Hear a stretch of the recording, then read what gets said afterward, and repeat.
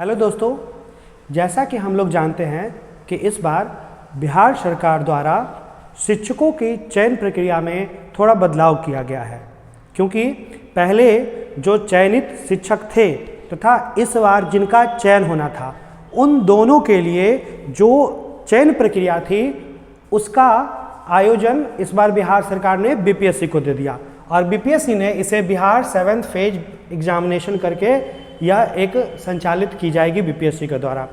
तो इस परीक्षा में क्या है कि वे सभी अभ्यर्थी जो कि पहले से बिहार सरकार में शिक्षक के पद पे थे और इस बार जितने भी लोग या इसके पहले भी जितने लोग सीटेट पास किए थे वो सभी इस परीक्षा को देंगे, तभी नई नियमावली के अनुसार शिक्षकों के रूप में उनका चयन होगा। तो इस बार जो है बहुत सारे लोग अभी तक यह संकोच में थे कि पता नहीं इसका क्या सिलेबस होगा। तो आप लोग जैसा कि जानते हैं कि बिहार सरकार के द्वारा जो संचालित आयोजन हो रहा था बीपीएससी के द्वारा, उन्होंने एक नोटिफिकेशन जारी किया है और उस नोटिफिकेशन के अंतर्गत उन्होंने बताया है कि इसका सिलेबस क्या होगा। तो सबसे पहले हम लोग सिलेबस देखेंगे और साथ में हम लोग के मन में ये भी एक सवाल होता है कि पता नहीं इसका कट ऑफ क्या जाएगा, इसमें नेगेटिव मार्किंग होगा कि नहीं होगा। तो इन सारे सवालों का जवाब आज मैं आपको बताने जा रहा हूँ, क्योंकि आपको डरना नहीं है और बहुत आसान ये परीक्षा होगा। थोड़ा सा कठिनाई आप लोग को आ सकती हैं, लेकिन फिर भी अगर आप पूरे चीज़ों को सही तरीक़ों से जान लोगे तो शायद आपके लिए बहुत सारा चीज़ों में जो कठिनाइयाँ आ रही थी वो ख़त्म हो जाएंगी। तो सबसे पहले हम लोग सिलेबस को देखते हैं, है ना। तो देखिए सिलेबस का जो है वो क्या है। तो सिलेबस जो है बिहार सरकार द्वारा ये आया है जस्ट आपका कल। देखिए इसमें बिहार सरकार ने क्या कह रहा है, और ये मेरे द्वारा नहीं बताया गया, ये बिहार सरकार के द्वारा बताया गया है। यहाँ देखिए लिखा हुआ भी है बिहार लोक सेवा आयोग पटना, और क्या कह रहा है ये कि बिहार राज्य विद्यालय अध्यापक नियुक्ति, स्थानांतरण, अनुशासनिक कार्रवाई एवं सेवा शर्त नियमावली 2023 के अंतर्गत प्राथमिक विद्यालय, माध्यमिक विद्यालय, देखिए यहाँ पर सारा सब कुछ दिया हुआ है। क्या क्या दिया हुआ आपका, यहाँ दिया हुआ है कि प्राथमिक विद्यालय भी, ठीक ना, और आपका प्राथमिक विद्यालय, माध्यमिक विद्यालय एवं उच्च माध्यमिक विद्यालय में अध्यापक के पद के नियुक्ति हेतु लिखित परीक्षा कैसा है, किस प्रकार है। तो आपका ये साफ साफ कह रहा है वस्तुनिष्ठ प्रकार का, मतलब MCQ के फॉर्म में होगा, मतलब ऑब्जेक्टिव होगा, बहुविकल्पिक होगा, उसमें आपका ऑप्शन दिया हुआ रहेगा ABCD, तो आपको उसमें से चुनना होगा। तो वस्तुनिष्ठ प्रकार का होगा, आपको लिखना नहीं है इसमें, ठीक है। विषय प्रश्न पत्रों की संख्या कितनी होगी ये भी बताया गया है कि 100 होगा कि 150 होगा, ठीक है। ये सभी चीज़ों का विवरण आगे आपका दिया हुआ है, ठीक है।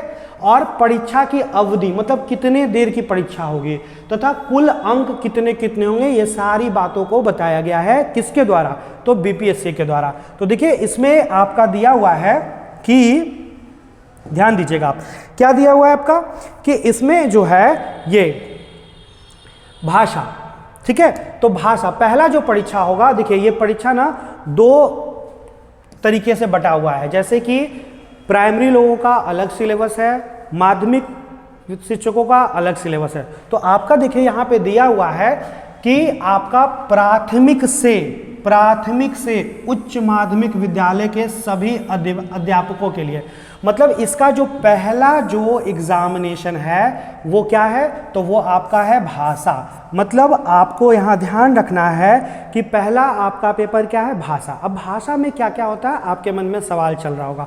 तो भाषा में देखिए यहाँ दिया हुआ है कि आपका क्या है कि भाग 1, देखिए इसमें दिया हुआ कि 2 प्रकार का इसमें होगा, एक आपका भाग 1 और एक आपका क्या है भाग 2। भाग 1 कितने अंकों का है, तो 25 अंकों का है, जबकि भाग 2 कितने अंकों का है, तो ये 75 मार्क्स का है। जबकि आगे कह रहा है यहाँ पर स्पष्ट किया गया है कि यह परीक्षा टोटल प्रश्नों की संख्या भाग 1 में कितनी होगी टोटल भाषा में, तो आपका 100 आपका प्रश्न होंगे। और कितने देर का एग्जाम होगा? तो 2 घंटे का एग्जाम होगा। लेकिन मन में सवाल हो रहा है कि पता नहीं इसमें क्या क्या भाषा में आएगा, किस प्रकार का प्रश्न पूछा जाएगा। तो वो भी स्पष्ट किया गया है कि प्राथमिक से लेकर माध्यमिक अध्यापक के लिए, मतलब आपका माध्यमिक अध्यापक सभी लोगों के लिए आपका जो है ये भाषा वाला जो एग्जाम होगा वो सभी लोगों के लिए है। और इसमें कहा गया है कि यह पत्र 2 भागों में होंगे, भाग 1 तथा भाग 2। तो अब आप सोचो कि भाग 1 में क्या है। तो यहाँ स्पष्ट किया गया है बीपीएससी के द्वारा कि भाग ए में अंग्रेजी भाषा के लिए अनिवार्य होगा। और दिया हुआ है कि भाग ए में कितने प्रश्न होंगे? तो 25 प्रश्न होंगे। मतलब आपका भाग 1 में क्या देना है आपको? इंग्लिश का, ठीक है, इंग्लिश का एग्जाम होगा। और यह कितना क्वेश्चन होगा? तो इसमें नंबर ऑफ क्वेश्चंस जो होंगे वो कितने होंगे? तो वो आपका केवल 25 होगा, 25 होगा। जबकि भाग 2 जिसमें कितने प्रश्न हैं? तो 75 प्रश्न हैं। लेकिन उनमें क्या क्या विषय है? तो हिंदी। अब मान लो कोई हिंदी देना चाहता हो तो हिंदी देना चाहेंगे तो वो हिंदी देंगे। कोई अगर हिंदी की जगह उर्दू चुनना चाहते हैं तो वो उर्दू अपना भाषा 2 चुनेंगे। और कोई बांग्ला, ठीक है, बांग्ला में कोई देना चाहता हो, मतलब बिहार सरकार के द्वारा, बीपीएससी के द्वारा 3 जो है विषय में आप कोई भी चुन सकते हो, हिंदी, उर्दू, बांग्ला। भाषा में तीनों में किसी एक भाषा का चुनाव करना होगा। तो देखिए यहाँ स्पष्ट कहा गया है कि आपको जिस भाषा में ज्ञान हो आप उसमें से किसी एक का चयन कर सकते हैं। जैसे हिंदी अगर कोई चुनना चाहें तो आपके लिए एक तो इंग्लिश कंपलसरी है और दूसरा आप यहाँ इंग्लिश के साथ क्या ले सकते हैं? इंग्लिश के साथ या तो हिंदी ले लें और इसमें क्वेश्चन कितने होंगे? 75। या आपका मन है तो आप इंग्लिश के साथ उर्दू ले लें। दोनों मिलाकर आप देख सकते हो इंग्लिश में कितना? तो 25 क्वेश्चन है। और दूसरा विषय आप हिंदी लो या इसके जगह पर आप उर्दू लो या फिर इसके जगह पर बांग्ला, कोई भी लो, तो उसमें आपका 75 प्रश्न होगा।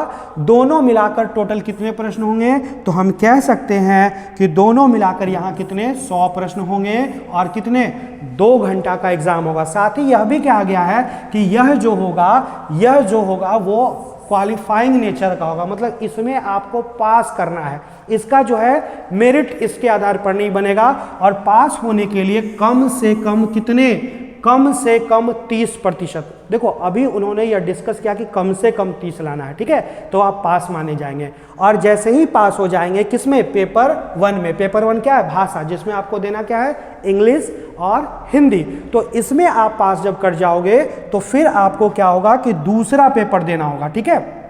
और दूसरा जो पेपर है वो क्या है? तो वो देखिए यहाँ पे दिया हुआ है, बताया गया है कि दूसरा पेपर समान अध्ययन। देखिए बहुत सारे इंस्टीट्यूट वाले, कोचिंग वाले समान अध्ययन जब यहाँ पर दिया गया था और शुरू में 2-4 दिनों पहले ही बताया गया था, तो बहुत सारे कोचिंग वालों ने क्या कर दिया था? उन्होंने कहा था कि नहीं, सिर्फ और सिर्फ यहाँ पर जो है वो समान अध्ययन में जीके, जीएस और करेंट अफेयर्स पूछेगा। तो नहीं, आप जो बच्चे अभी तक केवल जीके, जीएस और करेंट अफेयर्स पढ़ रहे थे तो उनको यहाँ ध्यान देने की जरूरत है। क्यों? क्योंकि यहाँ स्पष्ट किया गया है कि समान अध्ययन तो है, लेकिन जब आप इसमें पढ़ोगे तो यहाँ लिखा गया है कि प्राथमिक विद्यालय के अध्यापकों के लिए, मतलब 1 to 5। इसमें भी क्या कह रहा है? क्या क्या होगा सिलेबस? तो प्राथमिक आपका गणित, मतलब एलिमेंट्री मैथ, और साथ में मानसिक क्षमता परीक्षण, मतलब आपका रीजनिंग, मतलब यहाँ क्या क्या आपको पढ़ना है? तो आपका मैथ भी है आपका, और आपका क्या है? आपका रीजनिंग भी है, ठीक है। और उसके बाद दिया हुआ है समान जागरूकता, मतलब करेंट अफेयर्स, ठीक है, करेंट अफेयर्स ये भी आपको पढ़ना है। और साथ में दिया हुआ समान विज्ञान। समान विज्ञान का मतलब क्या? तो साइंस, ठीक है, आपका साइंस पेपर भी है। साथ में दिया हुआ है सामाजिक विज्ञान, मतलब सोशल साइंस, ठीक है, आपका सोशल साइंस भी है। और साथ में दिया हुआ है भारतीय आंदोलन, भूगोल। अब देखिए भारतीय आंदोलन का मतलब क्या? मतलब कि आपका इसमें हिस्ट्री भी पूछेगा, ठीक है, तो आपका सोशल साइंस भी है, इस चीज़ का भी ध्यान रखिएगा, सोशल साइंस भी है और साथ में आपका क्या है? हिस्ट्री भी है, ठीक है। क्योंकि आपका यहाँ भले ही कह रहा है कि भारतीय राष्ट्रीय आंदोलन, तो इसका मतलब ये नहीं कि हिस्ट्री में सिर्फ आंदोलन ही पूछा जाएगा, नहीं, इसका इंडिकेशन है बीपीएससी के द्वारा कि जैसे ही ये हिस्ट्री पेपर का अगर एक पार्ट लिया है तो सब कुछ पूछेगा हिस्ट्री में, आपको केवल आंदोलन पर फोकस नहीं करना है। साथ में भूगोल है, मतलब आपका ज्योग्राफी भी है, ठीक है, और साथ में पर्यावरण भी शामिल है। अब पर्यावरण शामिल क्या है? इसका मतलब आप इस चीज़ों का भी ध्यान रखें। जनरली हम लोग सोशल साइंस में क्या समझते हैं आपका history, civics, geography, physics, chemistry, biology, यही। लेकिन यहाँ पर्यावरण शामिल है, इसका मतलब आपका जो है इन्वायरमेंटल साइंस से भी प्रश्न हो सकता है। ठीक है, मतलब जो हम लोग सीटेट का जब एग्जाम देते थे तो EVS एक जो पेपर आता था तो उससे रिलेटेड भी आपका कुछ प्रश्न हो सकता है। तो विशेष जानकारी जब फॉर्म आएगा तभी पता चलेगा, लेकिन उन्होंने फाइनल नोटिफिकेशन दे दिया है तो इसमें आप मान लो कि आपको मैथ तो पढ़ना ही पढ़ना है, साथ में आपको रीजनिंग भी पढ़ना है, करेंट अफेयर्स भी पढ़ना है, साइंस भी पढ़ना है, सोशल साइंस यानी SST भी पढ़ना है, हिस्ट्री भी पढ़ना है, ज्योग्राफी भी पढ़ना है, और आपका इन्वायरमेंटल जो है EVS ये भी आपको पढ़ना होगा। तो इस चीज को भी आप नेग्लेक्ट नहीं कर सकते हो क्योंकि यहाँ दिया गया पर्यावरण शामिल है। ठीक है, तो हो सकता है भूगोल और पर्यावरण में जो है आपका यहाँ पर कह रहा है भूगोल और पर्यावरण, तो ज्योग्राफी भी पूछ सकता है, लेकिन आप इसको भी बेसिक जो है नॉलेज ध्यान में रख सकते हो। ठीक है, अब देखिए यहां पर ये सिलेबस हो गया। सवाल अब आता है कि ये कितने देर का है, तो आपका 2 घंटे का तो एग्जाम है, लेकिन क्वेश्चन कुल कितने होंगे, 150।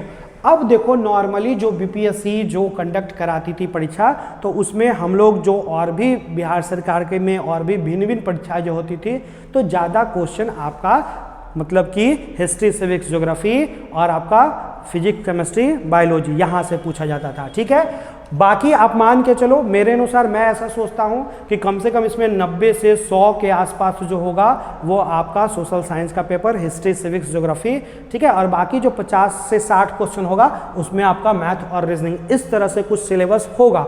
ठीक है, अब आगे क्या कह रहा है कि 2 घंटे का एग्जाम होगा, साथ में क्या कर रहा है, समान अध्ययन पत्र के लिए प्राथमिक विद्यालय पाठ्यक्रम से संबंधित होंगे। मतलब समान अध्ययन में जो कह रहा है वो प्राथमिक विद्यालय, मतलब आपका आप मान के चलो कि अगर 1 to 5 दे रहे हो तो कम से कम बेसिकली आपका 6, 7, 8 तक या 9, 10 तक मैक्सिमम पूछा जा सकता है। ठीक है, और कह रहा है लेकिन इसका स्तर उम्मीदवार हेतु निर्धारण न्यूनतम अर्हता के आलोक में होगा। ठीक है, लेकिन इसका जो है कुछ स्पष्ट नहीं है, तो आपको कम से कम जो है आप इतना ध्यान में रखो कि भले ही सोशल साइंस और हिस्ट्री, सिविक्स, ज्योग्राफी पूछ रहा है किस लेवल तक का, तो आपको मान के रखो कि क्लास 8, 9, 10 तक का आपको पढ़ना होगा। ठीक है, चलिए अब आगे देखिए, कह रहा है कि ये हो गया, लेकिन अभी तक क्या है कि सिलेबस तो पता चल गया कि आपका मैथ भी पढ़ना है, रीजनिंग भी पढ़ना है, करेंट अफेयर्स भी, साइंस भी, सोशल साइंस भी, हिस्ट्री, सिविक्स, ज्योग्राफी, और आपका पर्यावरण शामिल है। तो या तो वो मैक्सिमम क्वेश्चन ज्योग्राफी से पूछ ले तो यहाँ नहीं पूछ सकता है, लेकिन अगर पर्यावरण शामिल है तो पहले टेट के एग्जामिनेशन में आपका EVS भी आता था, तो पता नहीं EVS आएगा कि नहीं आएगा, ये अभी भी एक जो है कंफ्यूज करने वाला वर्ड है। ठीक है, तो इसमें आप ध्यान में रखो कि इसका भी बेसिक नॉलेज आप लेके चलना, क्योंकि कुछ प्रश्न यहाँ से भी आ सकते हैं। अब सवाल है कि इसका जो है ये परीक्षा तो समझ में आ गया कि कुल 150 प्रश्न होंगे, 2 घंटे के होंगे, मतलब आपको इस परीक्षा के पास करने के लिए आप देखो क्या क्या आपको चाहिए, तो कितने नंबर का, तो आप बोल सकते हो कि 100 नंबर का तो सर यहाँ ये परीक्षा होगा भाषा। ठीक है, 100 नंबर का भाषा होगा। ठीक है, भाषा कितने का होगा, तो 100 नंबर का, और आपका यहाँ पर ये पेपर कितने का होगा, तो आपका कितना का होगा, 150 का, यानी टोटल आपका एग्जामिनेशन कितना होगा, 250 नंबर का एग्जाम होगा प्राथमिक विद्यालय के अध्यापकों के लिए, जिसमें ये क्वालिफाइंग नेचर होगा। कौन सा पेपर, भाषा, इसमें बस आपको क्वालिफाई करना है। ठीक है, आपको 30% यहाँ पर मार्क्स लाना है, और इसका कट ऑफ के लिए देखो आपका आगे कहा गया है, व्याख्या किया गया है इसमें, देखिए यहाँ पर आपका स्पष्ट रूप में कहा गया है कि देखिए प्रश्न वस्तुनिष्ठ एवं बहुविकल्पिक होंगे। ठीक है, और आगे कहा गया है कि कट ऑफ के लिए देखिए यहाँ दिया गया है कि दिनांक 22/1/2001 के द्वारा, यहाँ कहा गया है कि 22/1/2001 के द्वारा परीक्षाओं में मेधा निर्धारण हेतु समान वर्ग के लिए कितना, 40, मतलब वो एक मिनिमम रिक्वायरमेंट जो है, जैसे कि पेपर 1 तो क्वालिफाई करने के लिए 30 लाना ही लाना है, लेकिन यहाँ पेपर 2 में भी समान वर्ग के लिए 40, पिछड़ा वर्ग के लिए 36.5, अत्यंत पिछड़ा वर्ग के लिए 34 और साथ में अनुसूचित जाति जनजाति महिला तथा यहाँ पर जो आपका डिसेबल है उनके लिए, दिव्यांग के लिए कितना 32%। इतना न्यूनतम जो है प्राप्त करना अनिवार्य होगा। मतलब पेपर 2 में भी आपको जो है 40% तो मिनिमम लाना है। वहाँ बस पेपर 1 में क्वालिफाई करना है, आपको कितना भी आ जाए कोई दिक्कत नहीं है, लेकिन पेपर 2 में मिनिमम जो है आपका जनरल के लिए 40, आपका यहाँ दिया हुआ ओबीसी के लिए आपका 36.5, आपका दिया हुआ एसटी एससी के लिए 34, साथ में आपका जो है डिसेबल के लिए आपका जो है फिजिकल डिसेबल जो होते हैं उनके लिए 32। इतना तो कम से कम लाना है। कम से कम का मतलब ये नहीं होता है कि इतना ही लाना है, इससे ज़्यादा अब एग्जामिनेशन के अनुसार कितना जाएगा वो मायने रखता है। लेकिन सबसे इंपॉर्टेंट बात कि क्या एक दो सवाल और यहाँ बच्चों के मन में, लोगों के मन में आता है कि क्या अगर भाषा 1 जो है, भाषा 1 में आपका इंग्लिश है, एक पेपर क्या है इंग्लिश है जिसमें 25 क्वेश्चन है, एक पेपर आपका इंग्लिश है जिसमें कितना क्वेश्चन है 25 क्वेश्चन है, और दूसरा पेपर मान लो आप हिंदी लेते हो तो इसमें कितना है आपका 75, और दोनों मिलाकर आपको 100 में 30 लाना है। ऐसा नहीं कि इसमें भी 30% लाना है, ऐसा कुछ भी क्लियर नहीं कहा गया है, ठीक है। ऐसा नहीं कि इसका 30 लगभग 8 मार्क्स हो जाता और इसका 30 भी आपको निकालते तो लगभग 22.5 मार्क्स हो जाता, 23 मार्क्स हो जाता। तो आपको ऐसा नहीं कि दोनों में करना है, दोनों मिलाकर 100 में 30 लाना है। लेकिन आपका आयोग जो है वो क्या कह रहा है कि पेपर 2 में मिनिमम 40 लाना है, मैक्सिमम का यहाँ कोई चर्चा नहीं है, ठीक है।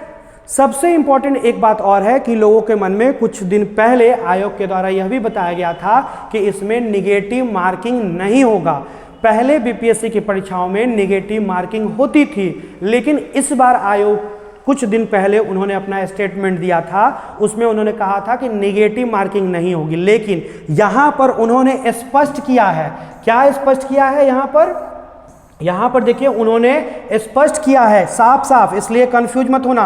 उन्होंने स्पष्ट किया है कि प्रश्न वस्तुनिष्ठ एवं बहुविकल्पी होंगे और प्रत्येक गलत उत्तर के लिए अंक की कटौती की जाएगी, यानी निगेटिव मार्किंग होंगे। इस चीज का आपको ध्यान रखना है, ये निगेटिव मार्किंग होंगे। तो पहले आयोग ने कहा था कि नहीं होंगे, लेकिन अब उन्होंने कहा है कि निगेटिव मार्किंग होंगे। तो इस पर आपको ध्यान रखना होगा, ऐसा नहीं कि सभी प्रश्न बना दें, ठीक है। क्योंकि होता क्या है कि हम लोग जब, ये बिल्कुल आप लोगों के लिए नया चीज़ है, नया बार पहला बार कंडक्ट कराया जा रहा है बीपीएससी के द्वारा। तो होता क्या है कि हम लोगों को पता नहीं होता कि कट ऑफ कितना जाएगा, तो 2-4 एक्स्ट्रा बनाने के लिए, श्योर रिजल्ट होने के लिए हम लोग निगेटिव ज़्यादा ले लेते हैं। तो नहीं, आपको निगेटिव बिल्कुल ज़्यादा नहीं लेना है, क्योंकि अगर निगेटिव लोगे तो उसके लिए अंक कटेंगे, कह दिया गया है अंक की कटौती की जाएगी। और बीपीएससी बिहार परीक्षा में जितनी भी एग्जामिनेशन कंडक्ट कराती है, तो एक बिहार सरकार की ये सबसे बड़ी जो है वो प्रॉब्लम क्या है कि प्रत्येक कुछ दिनों में वो अपना स्टेटमेंट बदलते रहते हैं। तो कब क्या वो स्टेटमेंट बदल देंगे ये कहना मुश्किल होता है, क्योंकि कुछ दिनों पहले उन्होंने कहा था कि नेगेटिव मार्किंग नहीं होंगे, और आज नेगेटिव भी उन्होंने अनाउंस कर दिया, मतलब अब जो है नेगेटिव अंक कटेंगे। तो इसका आपको विशेष ख्याल रखना है। यानी आपको यहाँ ध्यान रखना है कि पहला पेपर जो भाषा था, इसमें आपको 30 नंबर जो है क्वालिफाई लाना है, ठीक है, वहाँ करना। और दूसरा पेपर जो आपका यहाँ पर सोशल साइंस, सामाजिक विज्ञान जो था, उसमें आपका मैथ भी पूछा जाएगा, रीजनिंग भी पूछा जाएगा, स्पष्ट रूप तो में कहा गया है ना। और आपका यहाँ देखिए कहा गया है स्पष्ट रूप में कि यहाँ पर जो है क्या क्या है, तो आपका मैथ भी है ना, ठीक है, आपका गणित भी है, रीजनिंग भी है, और आपका करेंट अफेयर्स भी है, सामाजिक विज्ञान भी है, सामाजिक जो है आपका विज्ञान है, और भारतीय राष्ट्रीय आंदोलन है, और भूगोल और पर्यावरण शामिल है। ये सब शामिल है, साथ में नेगेटिव मार्किंग भी है। तो मिनिमम इसमें 40 लाना है, और मैक्सिमम का उन्होंने कुछ भी नहीं किया। तो मेरे अनुसार या और भी टीचरों का जो अनुमान है, तो उम्मीदता इसका जो है 150 में कट ऑफ जो होगा वो आप मान के चलो, जिस प्रकार सीटेट का होता था, ठीक है, कि 90 नंबर जाता था कट ऑफ और आपका महिलाओं का जो है 82.5 जाता था। तो यहाँ भी जो है कट ऑफ जो है उसी अनुसार, उससे चूंकि निगेटिव है, वहाँ निगेटिव नहीं होता था, यहाँ निगेटिव है। तो आप मान के चलो कि जैसे 150 का है तो यहाँ पर 40% इसका नॉर्मली तो कितना आता है, 40% आपका जो है कितना 60 तो आना था। तो 60 तो मिनिमम है, लेकिन मैक्सिमम तो कम से कम आप दिमाग में रखो कि 72 आपका यहाँ पर भी 85 इसी बीच में कट ऑफ जाएगा। इससे कम जो है जनरल वालों का नहीं जाना चाहिए, ठीक है। बाकी महिलाओं को कुछ विशेष छूट मिलेगा, अन्य वर्गों को विशेष छूट मिलेगा। यानी आपको कम से कम 50 to 55% जो है आपको 50% से प्लस के बारे में सोचना है। यानी आप अगर 70 प्लस भी लाते हो तो शायद आप कहीं ना कहीं सेफ होगे। तो यही इसका सिलेबस था। अब इसमें आपको करना क्या है, हड़बड़ाना बिल्कुल नहीं है। इसमें कहीं भी आप सभी लोग वैसे जगह जाएं पढ़ने के लिए जहां पर सभी विषयों की पढ़ाई होती थी। देखिए पहले सीटेट में बहुत सारा सीडीपी, ईवीएस इन चीज़ों की पढ़ाई होती थी, तो वो शिक्षक अपने सब्जेक्ट में एक्सपर्ट होते थे, लेकिन वो लोग कभी भी सोशल साइंस और साथ में मैथ रीजनिंग में एक्सपर्ट नहीं हो पाएंगे। तो आप अपने कोचिंग का जो चयन करें वो ऐसा जगह का चयन करें, क्योंकि देखो पहला बार ये फॉर्म आ रहा है सभी शिक्षकों के लिए और बहुत ज़्यादा सीट है, इसलिए इस बार इसमें सिलेक्शन होना बहुत आसान है, क्योंकि सीट भी बहुत ज़्यादा है और पहला बार कभी भी आयोजन जब होता है तो बहुत कम नंबर में हो जाता है, लेकिन धीरे धीरे आने वाले समय में टफ हो जाएगा। और यहाँ एक मौका खो दोगे तो आयोग ने यह भी कहा है कि केवल आपको 3 मौका मिलेगा, तो दूसरा मौका फिर आपके लिए बहुत मुश्किल हो जाएगा। तो पहला बार परीक्षा भी आसान होता है, कट ऑफ भी कम जाता है और लोग जो है इसका प्रिपरेशन अगर ढंग से करोगे तो आपको जरूर सफलता मिलेगी। इसलिए आप हड़बड़ाएं नहीं, आप मेहनत से लगन के साथ पढ़े, क्योंकि आप शिक्षक हैं और अगर शिक्षक मेहनत नहीं करेगा तो फिर कौन मेहनत करेगा। और मुझे उम्मीद है कि आप लोग डरेंगे नहीं और बहुत आसानी से इसका करेंगे। बाकी हम लोग इसके लिए जो उपयुक्त सिलेबस होगा वो हम लोग इससे रिलेटेड क्लास जल्द ही शुरू करवाने वाले हैं और साथ में बहुत सारे चीज़ों को यूट्यूब पे फ्री में आपको अवेलेबल कराने वाले हैं। तो आप लोग में से बहुत सारे लोग जो देख रहे होंगे वो आनंद कॉम्पिटिटिव क्लासेस के यूट्यूब चैनल से भी जुड़ जाए और इसके जो है व्हाट्सएप ग्रुप में भी जुड़ जाए, ताकि आपको कंटेंट मिल सके और घर बैठे भी आप पढ़ सके। Okay, thank you.